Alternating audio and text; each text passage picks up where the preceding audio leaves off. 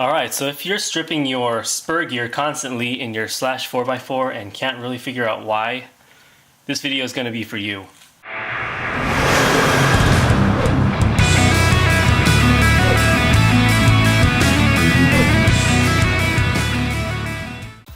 Alright, so here's the 4x4, and for those of you that do not know, your spur gear is located right in this area here. So what you're going to have to do is remove the rear clip, which is held on with 4 screws, 2 on top, 2 on bottom.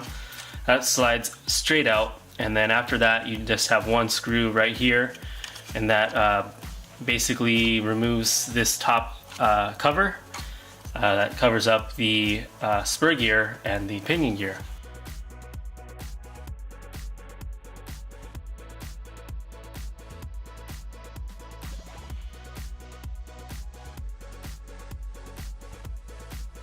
Alright, so all 4 screws are out. While I have this on here, I'm going to take this single bolt out of the top of this and remove the cover as well.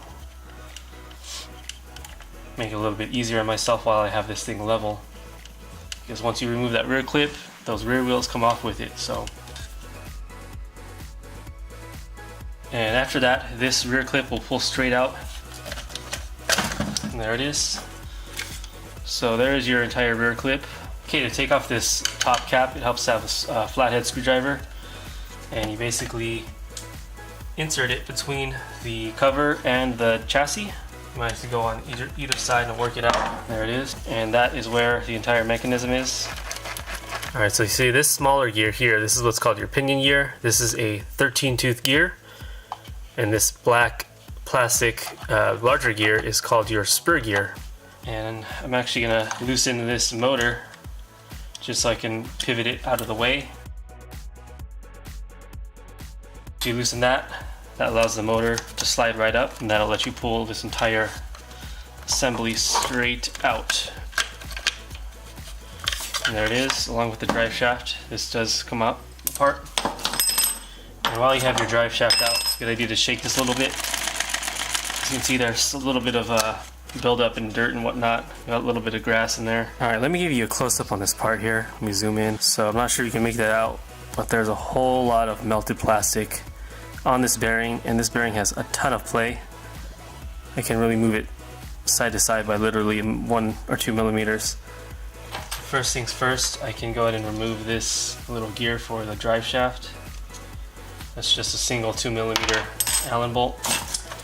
And then this bolt right here, this is what tightens everything together, and that's what allows how much slip that you're going to get on your clutch. Let me go ahead and remove this just so I can give you a nicer view of that melted part. And even though I'm replacing this entire thing, this spur gear is still pretty much brand new, so I'm going to go and save it for next time. And here's that part I was telling you about. Let me zoom in for you. So I mean, you can see all that melted plastic both on the top and the bottom. Alright, and check out this new part. That entire carrier on the inside, it's aluminum, and it's actually blue aluminum anodized, which is pretty cool.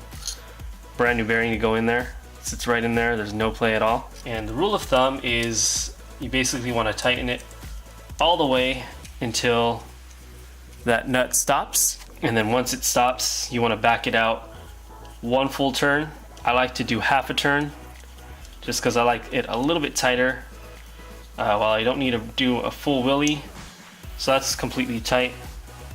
Now half turn is literally 180 degrees, so you would just go, there it is, 180. Traxxas recommends 1 full turn, so from there you just do another 180, 360 degrees. Throw this piece back on for the drive shaft. Again, it's tightened down with just 1 2 millimeter Allen bolt. So I went ahead and put the bearing in first, and now I'm going to throw the assembly in there. Basically, you need to align this so that you are perfectly aligned when you put this rear clip on. So like I said, it's flat in a certain area.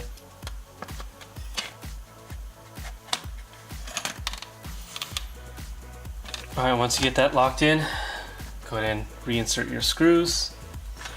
Once again, 2.5, 2 on top, 2 on bottom.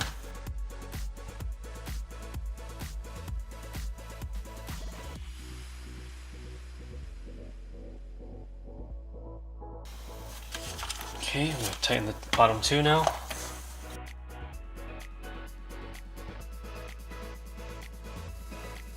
Alright, now when reinstalling your motor, it's a good idea to keep this surface clean here and then the front surface of your motor here. Now there's one little Allen screw here and then there's a notch here on your motor. You just want to line those up first. Then you take your 2mm screw, goes right through the motor, and then there's a little hole here.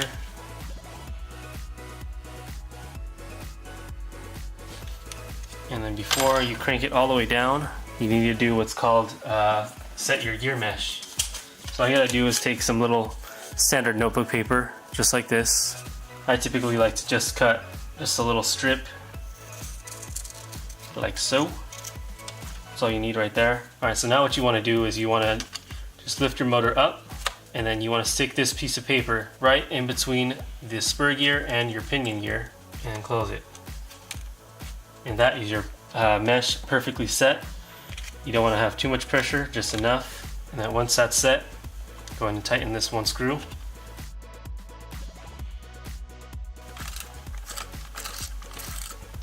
And as you can see here, you can still move it even with that paper in there. Thanks for watching. Please like and subscribe and tune in for more. Alright, thanks a lot.